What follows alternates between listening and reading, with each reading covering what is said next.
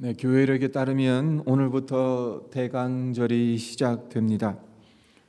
대강절은 성탄절 4주 전부터 시작해서 성탄절 전날 끝나는 절기로 한 해의 교회력이 시작되는 아주 중요한 시기입니다. 그러니까 1월 1일 2020년 1월 1일 세상의 달력은 그렇게 한 해가 시작되지만 교회력은 대강절로 시작해서 시작된다는 겁니다. 그런데 초대교회 이후 약 1000여 년 동안은 대강절을 그리스도께서 다시 오시는 것을 기다리는 미래적 대망의 차원으로만 지켰다고 합니다. 그러다가 12세기경 이후부터 과거, 현재, 미래의 차원으로 대강절의 의미를 확장했는데 이것이 오늘날 우리가 지키고 있는 대강절의 모습입니다. 과거적 차원에선 예수님께서 이 땅에 실제적으로 태어나셨다는 역사적 사건으로 대강절을 이해합니다. 그리고 현재적인 차원에선 지금 이 순간에도 주님께서 성령을 통해 우리와 함께 하시는 사건으로 받아들입니다. 그리고 미래적 차원에선 종말의 심판주로 다시 오실 사건으로 대강절을 해석합니다. 이를 한 문장으로 요약하자면 그리스도가 오셨고 오시고 있고 오실 것이다 라고 정리할 수 있는데, 이런 점에서 대강절은 단순히 성탄절을 준비하는 시기 정도가 아닌 겁니다. 2000년 전에 오셨던 예수님을 현재 이 순간 구주로 믿고 따르며 그 가운데서 주님의 재림을 대망하는 것이 대강절에 담긴 중요한 의미라 할 수 있겠습니다.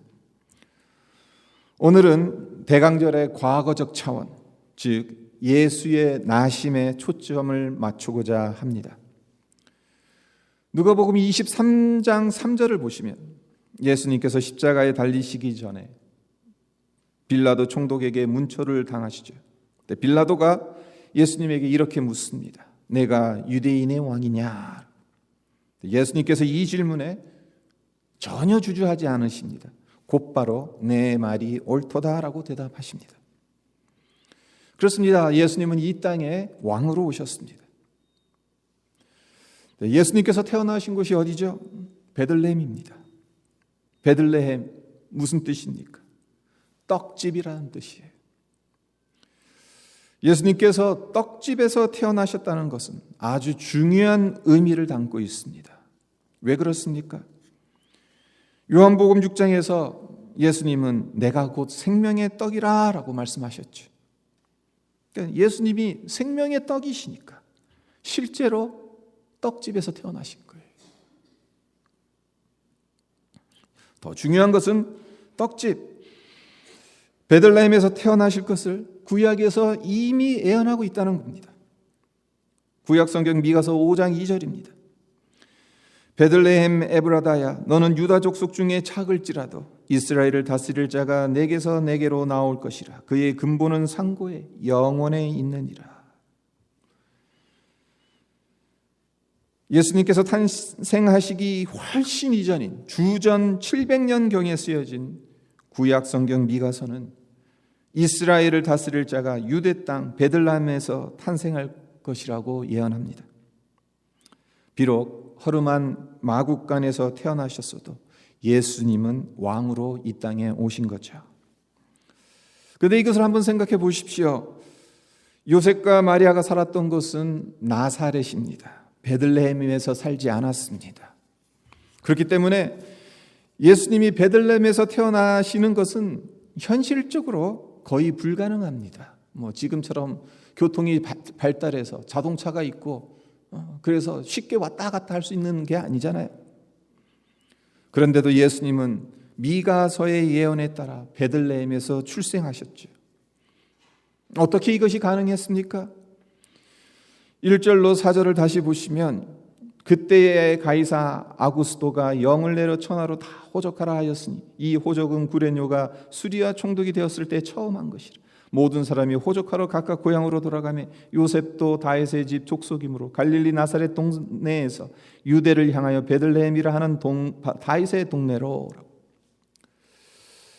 그 당시 로마 제국의 통치자였던 아구스도 황제가 로마 전국에 인구 조사를 실시하라는 영을 내립니다. 조세 문제, 병역 문제를 확인하기 위해서 그렇게 한 거겠죠. 이 아구스의 결정은 유대인들의 삶에도 엄청난 영향을 끼치게 됩니다. 모든 사람이 호적하러 각각 고향으로 돌아가야만 했습니다. 요셉은 다윗의 집 족속이기 때문에 베들레헴으로 갔던 것이고, 마리아가 해산한 날이 차서 그곳에서 예수님을 낳은 것입니다. 요셉은 두 가지 이유에서 이 이동을 원하지 않았을 겁니다. 첫 번째 이유는 먼 길을 가는 것은 임신 9개월째 출산을 앞둔 아내를 위험에 빠뜨릴 수 있기 때문입니다. 나사렛에서 베들레헴까지의 거리가 약 160km 정도 됩니다. 마리아가 걸어갔었는지 아니면 나귀를 타고 갔었는지는 알 수는 없지만 설령 나귀를 타고 갔다 하더라도 하루 만에 갈 수 있는 길이 아닙니다. 최소한 4일은 걸렸을 겁니다. 그러니까 4일 동안 만삭인 채로 그 먼 거리를 걸어갔든지 나귀를 타고 갔든지 상당히 위험한 여행이죠. 그러니까 요셉은 이런 위험한 여행을 하고 싶지 않았을 겁니다. 그리고 두 번째 이유는 호적하는 것, 인구 조사하는 것을 하나님을 모독하는 것으로 여겼기 때문이에요. 유대인들은 하나님만이 이스라엘 백성의 숫자를 셀 수 있다고 믿었습니다. 왜 그런가 하면요, 다윗의 예를 들어보겠습니다. 사무엘하 24장과 그의 병행장인 역대상 21장을 보면 다윗이 인구조사를 했다가 이스라엘 전 지역에 역병이 발생하는 징계를 하나님께 받습니다. 아무리 그래도 그렇지 다윗이 한 나라의 왕인데 백성 수가 얼마나 되는지 조사도 못하는 것, 우리로선 이해하기 어렵습니다마는 중요한 점은 하나님께서 기뻐하시지 않았다는 겁니다. 인구조사는 하나님께서 명령하셔야 할 수 있는 겁니다. 마음대로, 왕이라고 해서 마음대로 할 수 있는 게 아니에요. 요셉은 이 점을 잘 알고 있었기 때문에 이방 나라 황제가 인구조사하라고, 호적하라고, 각 동네, 각 고향으로 돌아가라고 하는 것, 이것이 탐탁하게 여겨지지 않은, 하나님을 모독하는 행위라고 생각하는 것입니다. 하지만 요셉은 나사렛을 떠나 베들레헴으로 가야 했죠. 원치 않았어도 가야 했습니다. 여기에서 우리가 봐야 하는 것이 무엇이겠습니까? 나사렛에 살던 요셉과 마리아를 베들레헴으로 이주하게 만든 장본인은 아구스도 황제입니다. 다른 말로 예수님을 미가서의 예언에 따라 베들레헴에서 태어나게 만든 장본인, 세속 군주였다는 것입니다. 아구스도는 자신도 모르는 사이에 하나님의 도구로 쓰임을 받았던 것입니다. 이 요셉 역시 마찬가지입니다. 마리아가 낳을 아이가 미가서에 예언한 그대로 그 메시아이니까 얼른 베들레헴에 가야지. 우리에게서 태어날 아이가 메시아니까 미가서의 메시아는 베들레헴에서 태어난다고 했으니까. 그래서 베들레헴에 간 것이 아니라는 거죠. 무엇을 말씀드리는 겁니까? 하나님께서 계획하시고 이루셨다는 겁니다. 예수님이 어디에서 탄생한 것인지를 미가 선지자를 통해 미리 알려주셨고, 세상 권력자를 통해 요셉과 마리아를 베들레헴에 가지 않으면 안 되게 하셨던 것입니다. 네, 우리의 삶 역시 하나님의 섭리가 있습니다. 우리가 의식을 하든 하지 않든, 좋아하든 싫어하든, 하나님께서는 하나님의 섭리에 따라 우리의 삶을 이끌어 가십니다. 바라기는 우리 모두 하나님께서 계획하시고 섭리하시는 뜻대로 이루어진다는 것을 믿으시기를 기원합니다. 사실 우리에게 일어나는 모든 일들과 상황이 하나님의 섭리하에 있다고 믿지 않으면 정작 힘든 사람은 우리 자신이지 않습니까? 내 앞날이 어떻게 될지 초조해하고, 계획하는 일이 잘 될지 안 될지 불안에 떨고, 전혀 변할 것 같지 않는 상황과 사람들로 인해 실망하게 됩니다. 하지만 기억해야 할 것은 예수님께서 말구유에서 태어나신 것마저도 하나님의 섭리였듯이 지금 내가 처한 상황이 아무리 어렵고 힘들다 해도 그 속에 나를 향한 하나님의 섭리와 계획이 있다는 것을 우리는 기억할 필요가 있습니다. 예수님은 구약의 예언에 따라 이스라엘을 다스릴 왕으로 베들레헴에서 탄생하셨습니다. 그렇다면 어떤 왕으로 이 땅에 오신 것입니까? 예수님은 백성들의 어려움을 이해하고 그 어려움을 함께 짊어진 왕으로 이 땅에 오셨습니다. 성도 여러분, 왕은 어떤 존재입니까? 왕은 다스리는 자입니다. 백성들 위에 군림하는 자죠. 그러하기에 왕이 마구간에서 태어난다는 것은 말도 안 됩니다. 아무리 겸손해도 그렇지 그렇게까지 하실 필요가 있을까 하는 의문이 듭니다. 하지만 우리가 무엇이 진정한 다스림인지를 경험해 본 적이 별로 없어서 이런 생각을 하게 되는 겁니다. 동서고금을 막론하고 너무나도 많은 폭군이 백성들을 괴롭히고 탄압했기 때문에 왕하면 일단 거부감을 갖게 되는 것이죠. 그러나 진정한 왕은 백성의 눈에 고인 눈물을 닦아주고 마음에 맺힌 응어리를 풀어주는 사람입니다. 참된 다스림은 백성을 억압하는 것이 아니라 잘 돌보는 것입니다. 이런 왕, 이런 다스림이 어떻게 해야 가능하겠습니까? 백성의 고통에 함께 동참해야 하는 거죠. 백성들은 먹을 것이 없어 굶어 죽어 가고 있는데 왕 혼자 왕궁에 앉아서 호의호식한다면 어떻게 백성의 고통을 이해하고 그들의 눈에 고인 눈물을 닦아줄 수 있겠습니까? 예수님께서 왜 마구간에서 태어나셔야만 합니까? 왜 말밥통에 누이셔야 했습니까? 왜 가난한 목수의 아들로 어린 시절을 보내야 했습니까? 여우도 굴이 있고 공중의 새도 거처가 있는데 왜 예수님은 평생 머리 둘 곳도 없으셨습니까? 백성들이 호산나를 외치며 예수님을 왕으로 열렬히 영접하였는데도 왜 왕궁으로 가시지 않고 십자가 형틀에 못 박혀 죽으셔야 했습니까? 예수님은 출생할 때부터 인간사의 모든 고난을 몸소 체험하신 분입니다. 마구간에서 출생을 하셨고 목공소에서 성장을 하셨고 평생 집 없이 떠돌아다니셨습니다.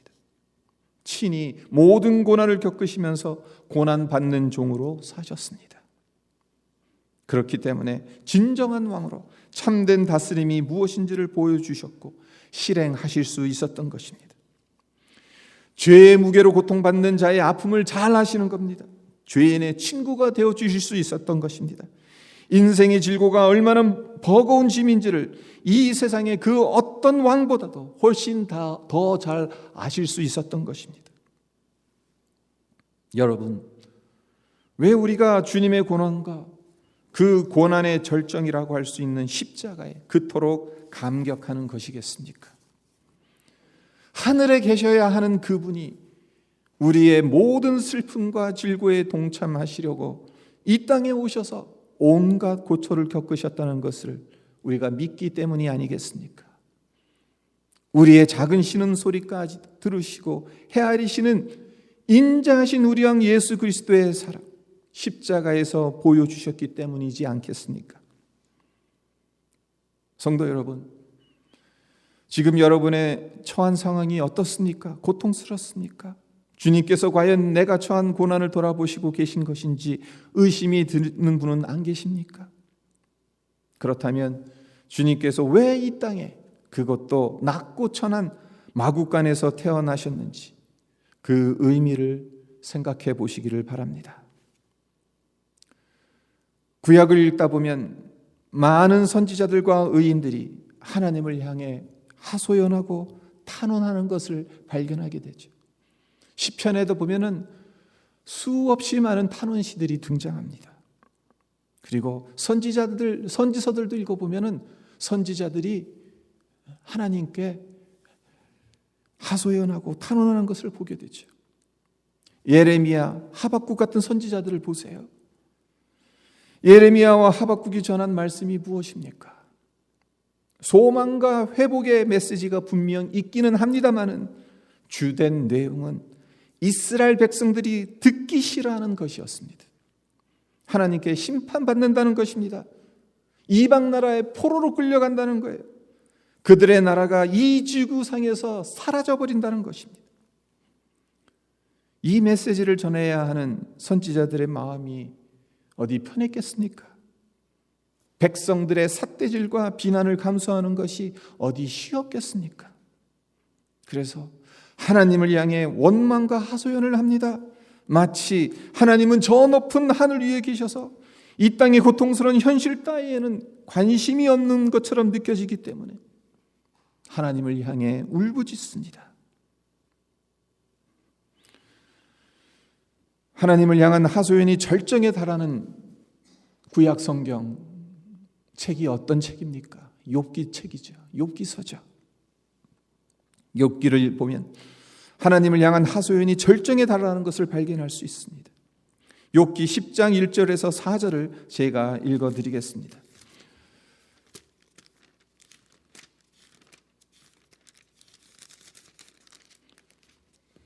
내 영혼이 살기에 곤비하니 내 불평을 토로하고 내 마음이 괴로운 대로 말하리라. 내가 하나님께 아뢰오리니 나를 정죄하지 마시옵고 무슨 까닭으로 나와 더불어 변론하시는지 내게 알게 하옵소서. 주께서 주의 손으로 지으신 것을 학대하시며 멸시하시고 악인의 꾀에 빛을 비추시기를 선히 여기시나이까? 주께도 육신에 눈이 있나이까? 주께서 사람처럼 보시나이까? 욥은 그의 삶에 닥친 시련을 더 이상 견딜 수 없어서 하나님을 향해 항이 섞인 하소연을 하고 있는 것입니다. 하나님께도 우리 인간처럼 육신의 눈이 있는 겁니까? 하나님이 우리 인간처럼 이 모든 것들을 보고 계시는 것입니까? 그냥 주무시고 계시는 것은 아닙니까? 그렇게 말하는 거죠. 하나님께서 내 사정을 아시기냐 하냐는 거죠. 하늘 높은 곳에 계신 분이 나의 고난에 관심이나 가지고 있느냐는 그러한 항의를 하는 거죠. 그런데 말입니다. 예수님께서 육신을 입고 이 땅에 오신 것은 이런 항의와 하소연을 궁극적으로 해결해 주시기 위함입니다. 죄로 인한 고통 속에서 울부짖고 하소연하는 인생의 해결책을 제시하기 위해서 이 땅에 오신 것입니다. 주님은 우리의 고난을 외면하는 분이 아닙니다. 우리의 하소연과 울부짖음에 침묵하시는 분이 아닙니다. 우리의 울부짖음과 한탄을 들으시는 분입니다. 그리고 직접 육신을 입고 이 땅에 내려오셨던 것입니다. 2000년 전 예수님께서 그렇게 이 땅에 오셨습니다. 우리를 구원해 주시려고, 우리를 죄에서 자유케 하시려고, 우리의 질고를 감당하시려고 마구간에서 태어나셨고 구유에 누이셨고 평생 머리 둘 곳 없이 살아가셨고 결국엔 십자가까지 지셨습니다. 대강절 첫 주일을 맞이하며 예수의 나심을 묵상하는 가운데 우리를 돌보시고 함께 하시는 주님의 사랑에 깊이 잠기기를, 그래서 그 사랑에 감격하며 진정한 왕으로 오신 예수님을 정성과 마음을 다해 경배하고 찬양하는 우리 모두가 되기를 주님의 이름으로 축원드립니다. 함께 잠깐 오늘 말씀 묵상하면서 기도하도록 하겠습니다.